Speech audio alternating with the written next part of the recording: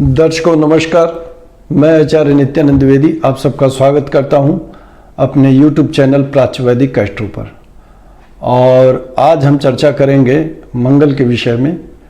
मंगल 7 जून 2025 से राशि परिवर्तन कर रहे हैं। वे कर्क राशि जो उनकी नीच राशि है उसको छोड़ करके अपने मित्र सूर्य की राशि सिंह राशि में संचरण करेंगे और उनका यह संचरण 28 जुलाई 2025 तक होगा। तो इसका हमारी जो विभिन्न राशियां हैं उनमें क्या प्रभाव पड़ेगा और हमें उसमें किस प्रकार से सावधानी रखनी चाहिए और किन प्रकार के कार्यों को करना चाहिए, कौन से कार्य हमारे लिए श्रेष्ठ हैं, कौन से कार्य ऐसे हैं जिनसे हमें बचना चाहिए, आज इसी के विषय में चर्चा करेंगे। इस संबंध में आज दो राशियों के विषय में वार्ता होगी, एक मेष और एक वृष। तो सर्वप्रथम देखते हैं मेष राशि के विषय में कि मेष राशि के लिए जो मंगल हैं वे किन किन भावों के स्वामी हैं। तो सर्वप्रथम मंगल जो होते हैं वो मेष लग्न के प्रथम लग्न के ही कारक हैं। ये अत्यंत शुभ होता है, लग्न सदा शुभ होता है। और साथ ही साथ अष्टम भाव को, अष्टम भाव निगेटिव भी माना गया है और सम भी माना गया है, यानी कि ये इसका स्वामी अगर जो दूसरी राशि का है उसके हिसाब से भी फल देता है। हालांकि अष्टमेश होने का दोष मंगल को अवश्य लगेगा, क्योंकि अष्टमेश साधारण रूप से कुछ न कुछ समस्याएं प्रॉब्लम आपके लिए लाता ही लाता है। अब देखते हैं संचरण मेष लग्न और मेष राशि से जो मंगल का है वो कहाँ होगा।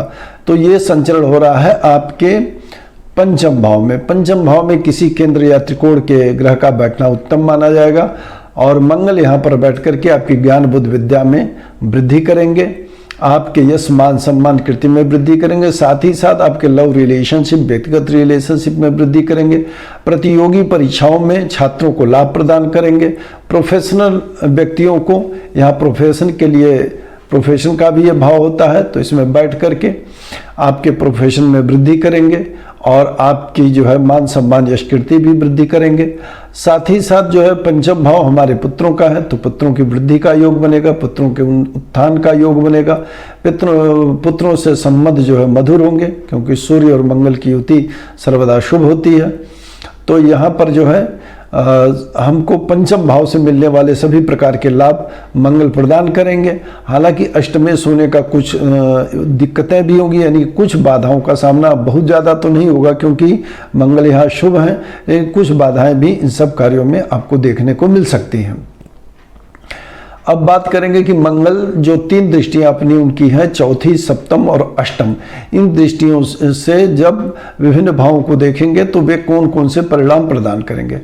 उनकी चतुर्दृष्टि जो है वो पड़ेगी आपके अष्टम भाव पर। अष्टम भाव पर ये दृष्टि प्रदान करेंगे और इनकी खुद की स्वराशि है ये, तो स्वराशि में देख करके मंगल क्या करेंगे, यहाँ से जो है आपको पुरातत्व की शक्ति का लाभ प्रदान करेंगे। अचानक से धन लाभ का योग बन सकता है। सट्टा, लॉटरी, जुआ, शेयर मार्केट से आपको धन आकस्मिक रूप से प्राप्त हो सकता है। किसी व्यक्ति से, अनजान व्यक्ति से, किसी ससुराल से या किसी भी अनजान व्यक्ति से आपको धन लाभ होने की संभावना रहेगी। अचानक से धन की काफ़ी मात्रा आपको प्राप्त हो सकती है, लेकिन इसके लिए अन्य चीज़ें भी देखी जानी चाहिए, यानी कि पंचम भाव श्रेष्ठ होना चाहिए और उससे जो है यहाँ पर मंगल अष्टम भाव में बैठे हुए हैं तो ये काफ़ी अच्छी सिचुएशन बनी हुई है। इस कालखंड में सट्टा, लॉटरी इत्यादि से भी लाभ होने के योग रहेंगे और दूसरे व्यक्तियों के द्वारा भी लाभ आपको प्राप्त हो सकता है। अब देखते हैं उनकी सप्तम दृष्टि जो जाएगी लाभ भाव पर। तो लाभ भाव में शनि की मूल त्रिकोण राशि कुंभ में देखेंगे तो क्रूर ग्रह का लाभ भाव में बैठना, लाभ भाव को देखना अच्छा माना जाता है। तो सामाजिक सोशल सर्कल का दायरा बढ़ेगा, लोगों से आपकी मैत्री होगी और लोगों के माध्यम से आपके सामाजिक सर्कल के माध्यम से आपको लाभ की भी प्राप्ति होगी। तो ये आप लोगों के लिए शुभ अवसर है। और जो है इसके अलावा जो मंगल की 8वीं दृष्टि होगी वो आपके पड़ेगी 12वें भाव पर, यानी पर 12वें बाहर से एक्सपोर्ट इंपोर्ट की व्यवसाय से लाभ हो सकता है, किसी फॉरेन मल्टी नेशनल कंपनी के माध्यम से लाभ हो सकता है, किसी फॉरेन मल्टीनेशनल कंपनी में जॉब लग सकती है, विदेश में जॉब लगने का योग है, एजुकेशन के लिए, व्यापार के लिए या फिर नौकरी के लिए यदि विदेश जाना चाहते हैं तो यह अच्छा समय है। मंगल यहाँ पर आपकी सहायता करेंगे और मंगल चूंकि शुभ भी है इस कुंडली के लिए तो श्रेष्ठ फल प्रदान करेंगे। और मेष लग्न और मेष राशि वालों के लिए लगभग यह पूरा गोचर जो होगा सिंह लग्न और सिंह राशि में श्रेष्ठ होगा। और अब आइए बात कर लेते हैं वृष लग्न और वृष राशि के संबंध में। वृष लग्न और वृष राशि के लिए मंगल हो जाते हैं 2 भावों के स्वामी। एक तो उनकी जो राशि पड़ती है, प्रथम राशि मूल त्रिकोण राशि मेष, वो पड़ती है वृष लग्न के वृष राशि के 12वें भाव में, और साथ ही जो है उनकी दूसरी राशि जो वृश्चिक राशि है वो पड़ती है 7वें भाव में। तो इन दोनों भावों के स्वामी होकर के मंगल इस कुंडली के लिए मार्केश बनते हैं और शुभ परिणामों को प्रदान नहीं करते हैं। अब देखते हैं जब इनका संचरण चतुर्थ भाव में अपने मित्र सूर्य की राशि में होगा तो किस प्रकार के परिणाम ये देंगे। तो 12वें घर के स्वामी हैं, 7वें भाव के स्वामी हैं, तो व्यापार के सहयोग से, पत्नी के सहयोग से, खर्चों के माध्यम से और आपको घर में सुख सुविधाएं आप कर सकते हैं, यानी भूमि भवन वाहन खरीदने का अवसर आपको प्राप्त हो सकता है।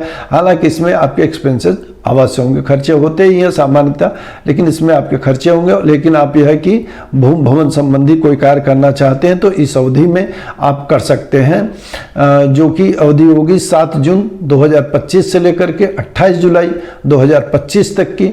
और इसके बाद देखते हैं कि जो है चतुर्थ भाव में बैठेंगे मंगल, तो ये चीज का और ख्याल आपको करना चाहिए कि आपको क्रोध की मात्रा अपनी सीमित रखनी चाहिए, क्रोध नहीं करना चाहिए। पारिवारिक जनों से विशेष ध्यान रखें कि परिवार के बीच में जब रहें तो क्रोध न करें और साथ ही उनसे किसी प्रकार के कॉन्फ्लिक्ट में न उलझें, तो ये ज़्यादा बेहतर आपके लिए रहेगा। और शुभ भी रहेगा क्योंकि लग्नेश होकर के चौथे भाव में है। और साथ ही साथ उनकी चौथी दृष्टि जो पड़ेगी वो पड़ेगी 7वें भाव पर। चौथी दृष्टि 7वें भाव पर पड़ने से यहाँ पर स्वगृही राशि में देखेंगे तो आपको व्यापार में, व्यवसाय में उन्नति का योग आएगा, साझेदारी पार्टनरशिप के व्यवसाय में उन्नति का योग आएगा। आपने जो पति पत्नी के रिश्तों में यदि कोई दिक्कत है, समस्या है तो वो दूर हो जाएगी। गृहस्थ जीवन आनंदमय रहेगा और जो है व्यवसाय में तरक्की और उन्नति आपको देखने को मिलेगी। लोगों से भी संपर्क करने पर आपको लाभ की प्राप्ति होगी। इसके अलावा मंगल की जो है 7वीं दृष्टि जो पड़ेगी वो शनि की मूल त्रिकोण राशि कुंभ राशि में 10वें भाव को देखेंगे। तो यहाँ पर जो है जो दृष्टि पड़ेगी वो सामान्यतः आपको 10वें भाव पर मंगल देखते हैं, बैठे रहते हैं तो अच्छा परिणाम देते हैं। कर्म में आपकी रुचि बढ़ेगी, कर्म में आपको जो है कहीं न कहीं मान प्रतिष्ठा की प्राप्ति होगी, जो भी कर्म करते होंगे उसके माध्यम से। लेकिन कुछ कॉन्फ्लिक्ट भी हो सकते हैं क्योंकि 8वें भाव का कारक है और साथ ही साथ जो है चतुर्थ भाव में बैठा है, तो कहीं न कहीं जो एनर्जी इस समय चौथे भाव में होगी तो उससे कहीं न कहीं आपको इरिटेशन हो सकती है। कुछ कॉन्फ्लिक्ट आपको 10वें भाव में यानी कि अपने कार्य क्षेत्र में देखने को मिल सकते हैं। लोगों के द्वारा विरोधी आपके खिलाफ कुछ न कुछ ऐसे कार्य करेंगे जिससे आपको उनसे झगड़े या कॉन्फ्लिक्ट करने की नौबत आ जाती है। अब इसके अलावा जो उनकी 8वीं दृष्टि है वो पड़ेगी लाभ भाव पर। तो लाभ भाव में मंगल का देखा जाना श्रेष्ठ माना जाता है। क्रूर कोई भी लाभ भाव में बैठा हो, देख रहा हो तो आपके जो है धन लाभ को वृद्धि कर देता है। सामाजिक सोशल सर्कल से अच्छा लाभ मिलता है, एनजीओ के माध्यम से लाभ मिलता है।